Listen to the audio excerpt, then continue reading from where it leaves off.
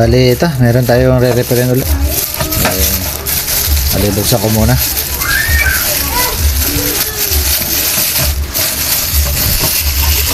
Gamitan na natin ng taas. Pero pagkisira ka mo. Bali, meron pa siya nakasulat ang note. Sayang lang natin. Bali, ito yung note niya.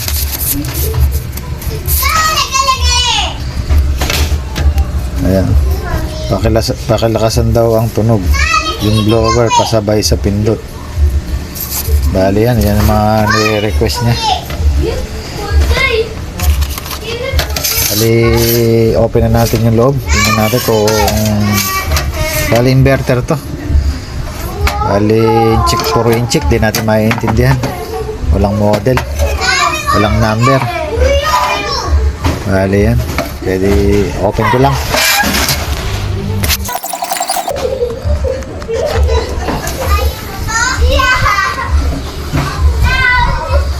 Bali, ito, wala naman tayo nakitang minasunog, lumobo o pumutok.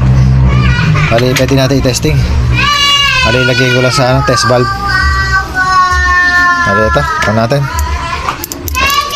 Bali, tumutunog siya. Ayan. Bali, ayan, testing natin. Direct natin. Bali, ito, ilagay na natin yung kanyang direct. Bali, try natin kung under. Ayan, 1,000. Ma-under naman siya. Meron din blower. Ang sabi dito sa papel, lakasan daw ng tunog. Saka yung blower pasabay sa pindot. Bali, yun lang ang pinagagawa niya. Bali, umaandar naman yung umaandar naman tong inverter niya. Bali, yan. Bali, sasabay natin sa pindot. Tapos yung tunog, wala na siguro ilalakas yung tunog nito. Bali, ganito lang bigalakas talaga tong inverter na to.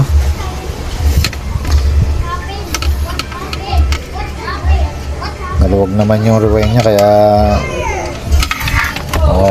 negative tayo sa tunog Pero yung sa blower, kaya natin isabay sa pindot Bali, meron lang tayo papalitan dito sa board natin.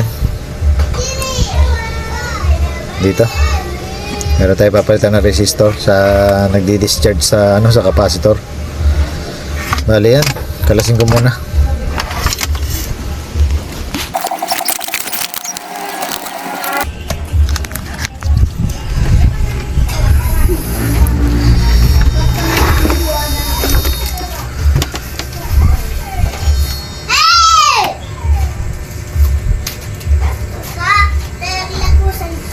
Bali, ito yung sinasabi kong papalitan natin resistor. Bali, ito yung A290 natin na MOSFET, SMD MOSFET natin.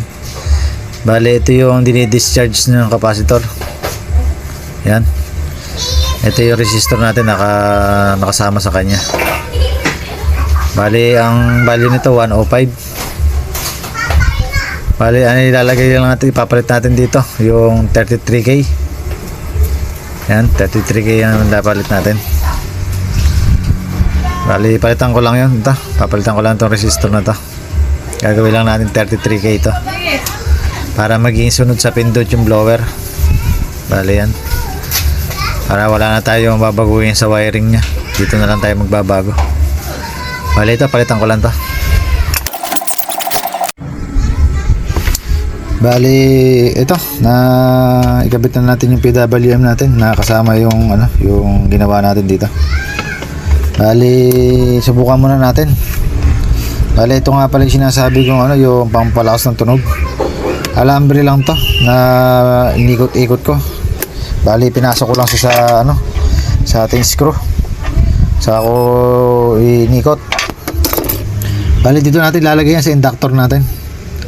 Bali, susuot ko lang dito yan. Bali, testingin muna natin nang wala yon para marinig natin tunog. kung magbabago ba. Kaya yan, ilagay ko lang output. Tapos kabit muna natin yung ano, tingnan natin kung okay lang yung ginawa natin. Teka, ayaw mandar. Yan, bali tumutunog siya. Tapos yung blower natin, ayan. Bali sunod sa pindot yan, matagal lang minto. Balihan ko muna. Yan, mandar. Patayin ko. Bali mabilis lang kasi ikot kaya matagal bago minto. Pero sabay sa pindot yan. Ano, minto siya. Bali yan, testingin muna natin. Direct ko na sa sa ating clamp ng battery. Direct na yan.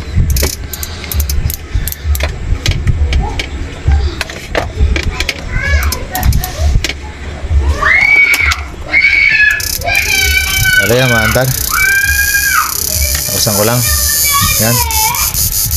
Bali yan ang tunog lang niya. Kasi ito rin kinakain niya sa battery bago natin ayusin. Bali pinakasagad niya yan 180, 190 180 na lang. 14 ampere. Bali ito, kabit na natin yung pampalakas ng tunog. Bali dito lang natin lalagay sa inductor. Lulubog lang natin. Yan. Bali ito, iwan natin, tingnan natin kung malakas na tunog. Yan, laki na nilakas ng tunog. Bali, tingnan natin kung may pagbabago sa battery. Bali, wala naman epekto sa battery. Ganun pa rin. Bali, ang gagawin ko dito, medyo i-adjust natin yung frequency. Medyo mababa. Para medyo mas malakas siyang manghuli ng ano, kung ano man yung hulihin. Bali, lumakas siya ito. O, tawan ko na. Lumaki yung tunog niya. Sa mga merong inverter dyan, kung gusto lumakas yung tunog, ito, gagawa lang kayo ng ganito. Kung bilog, sa kudrado, medyo lalakihan nyo lang ng konti yung pagkabilog, pero pwede rin yung pa-spring dito, bilog din. Mas maganda, alambre na lang. Bali, yung gauge niya, ano, 16 mm. Ay, 16, number 16 sa, ano, sa kanyang, sa alambre. Bali, nang ginagamit ko rito. Yan, lakas ng tunog. Bali, patasin ko lang yung ano, yung frequency niya, yung kinakain niya sa battery. Bali 180 lang siya. Bali, taasan ko lang ng konti. Bali, ito yung papakita ko kung saan tayo magpapalit. Bali, area yung sa frequency niya, papunta sa may lakasan natin. Ito yung lakasan. Bali, ito yan, yung red and black na to. Bali, ito yun. Naggaling sa pagitan ng dalawang capacitor to.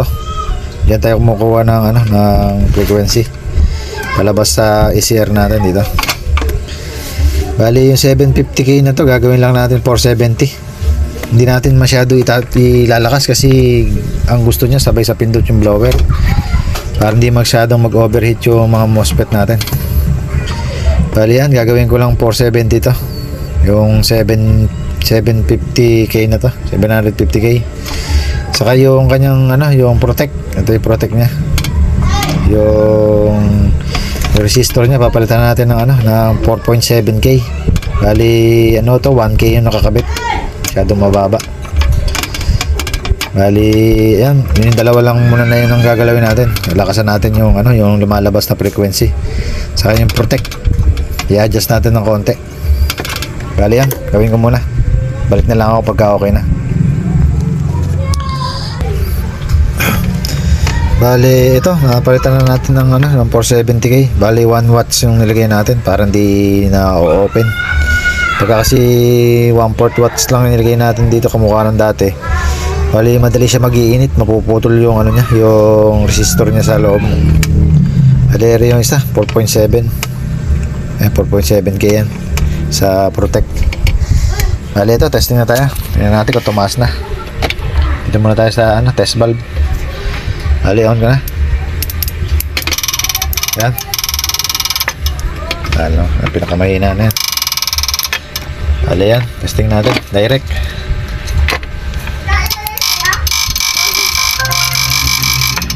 Ayan. Tutok na natin.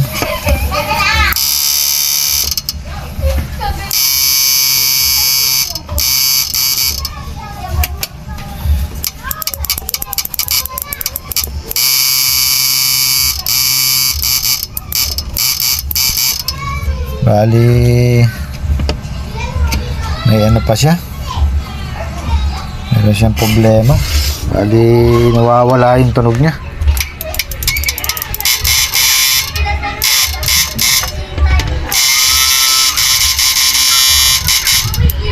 Yun. Maandar siya ng biglang ano. Bali, may problema pa siya. Nawawala yung tunog pero may ilaw. Tayin ko lang. Tayin natin, biglang liliwanag. Yan, lumiliwanag. Bali, may problema pa siya. Hanapin ko lang.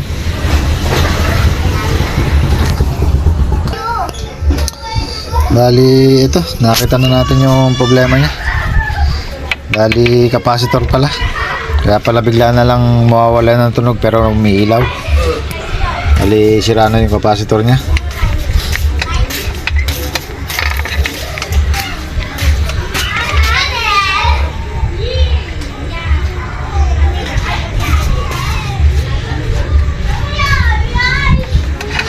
Bali, mahirap talaga pag isa lang ang kamay. Bali, yan, nakakabit na. Tayo lang natin yung reading niya. Bali yan, isa okay naman, 37 UF. Bali ang value nito 33. Yan, 33 UF by 400 volts. Bali ito isa. Bit lang natin. Tingnan natin kung ano magiging reading. Bali, ayan.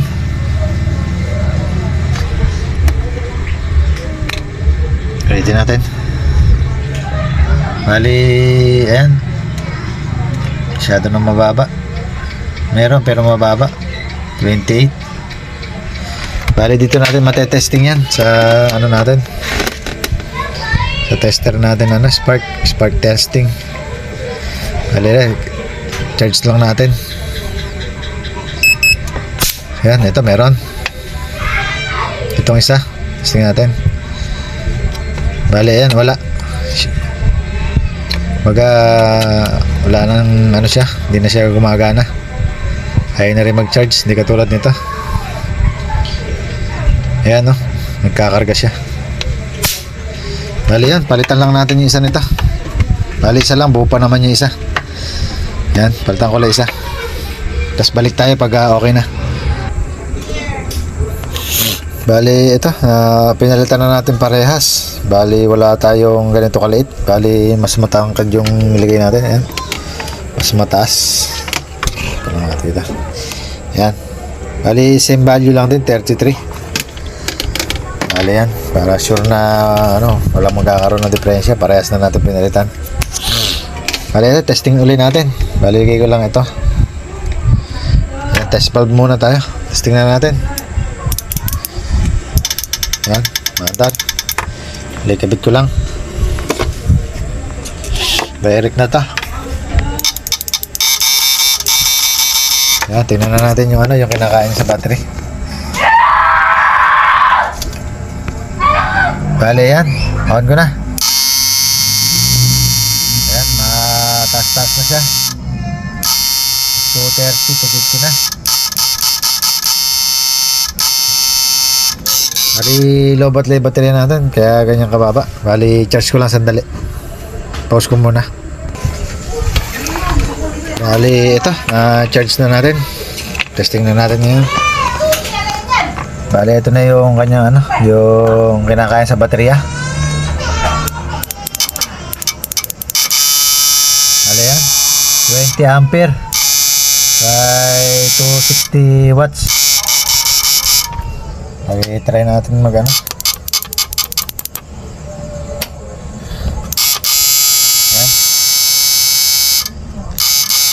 In-adjust lang natin ng konti. Hindi na natin pinakasagad, baka mag-overheat lang kasi patay kagad blower. Bali yan, sa problema niya okay na.